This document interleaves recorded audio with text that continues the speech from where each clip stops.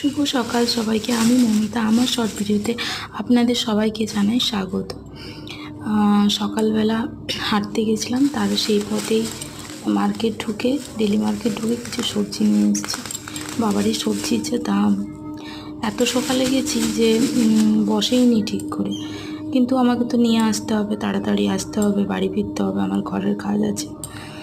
এসে পরে আবার ঘর মোছা, বাসন ধোয়া সব করতে হবে, বরের নাস্তা বানানো। তাই আমি কিছু জিনিস নিয়ে এসেছি। শসা নিয়েছি, এদিকে গাজর নিয়েছি, দুটো কাঁচকলা নিয়েছি, আর করলা নিয়েছি।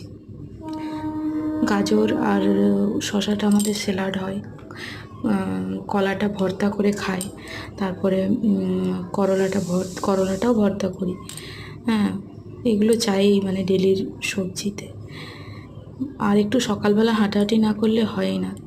তোমরা কি যাও হাঁটতে?